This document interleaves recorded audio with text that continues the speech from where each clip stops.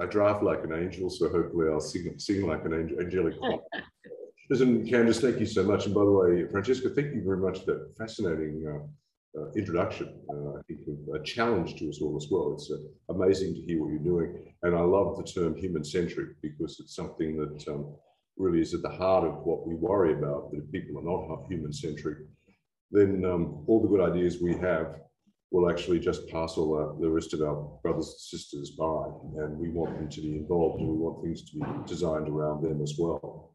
And I think we all know, those of us gathered around here, knows the positives around AI, and we're great believers in the transformative nature and transformative opportunities.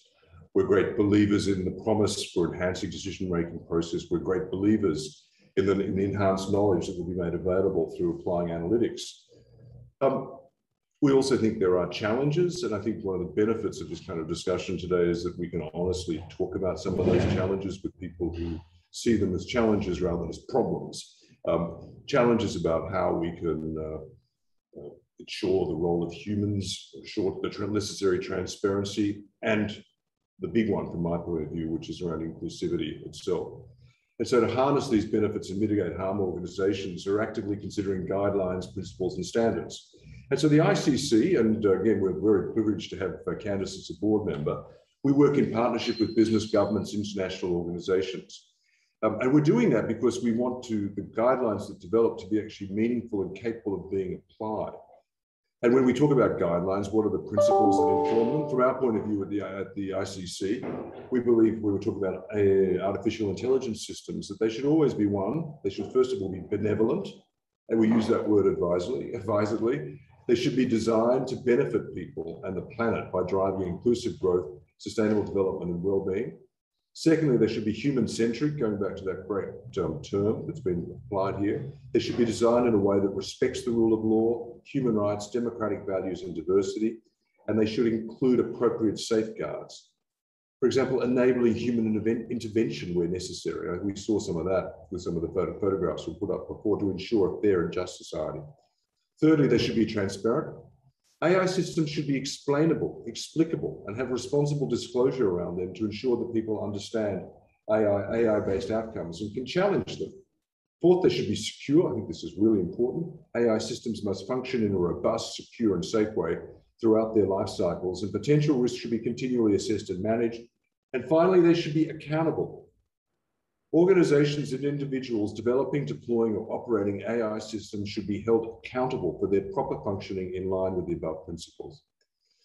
So we believe that AI systems should be seen and must be developed in order to be perceived of by the population as trustworthy. And we think they will be trustworthy if they're developed along these principles, because that will generate positive outcomes for society and provide new opportunities for businesses to create value. However, when these technologies are not properly harnessed and implemented, they can also create new risks. And some of these risks, if left unaddressed, will hinder further innovation. And that's our big concern and progress, as they in turn continue to undermine the trust necessary for the adoption and use of AI technologies. So we want a high trust environment. We want high trust processes to enable effective development of AI. But we want that because we want more to happen. We actually don't want the AI systems and processes to be undermined by the loss of confidence and trust by citizens. And so that's why really important to actually build these along these 5 principles, high trust. So one of the major challenges in AI, and I think we were just discussing this in the opening comments before, is the danger of transferring biases from the analog world to the digital world. And we know that the best way to fight bias is by having diversity across a number of criteria to ensure a wide range of perspectives and lived experiences are incorporated into the design and implementation of the system. Data shows that companies with diverse and inclusive cultures are betting on fueling productivity and innovation within their workforces, translating that into better products, a competitive edge over peers, and improved sales and profit.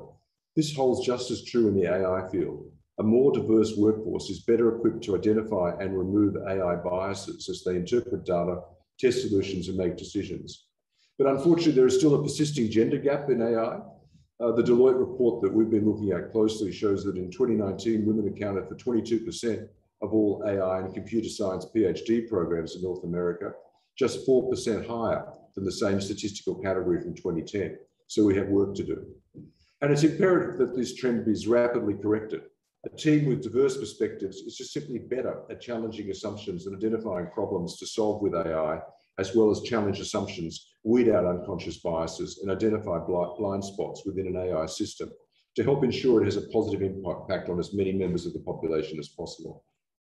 So we need to ensure an organizational culture that reflects and celebrates and sees the value in gender diversity. And hopefully that's what we have seen us doing at ICC, but also what we're seeing as propagating across the world, across business. We need to go beyond our own organizations, and businesses should also support the skilling and education of women in STEM fields and in AI in particular, and promote a culture of continuous learning to provide women interested in AI professional development opportunities to unlock their potential.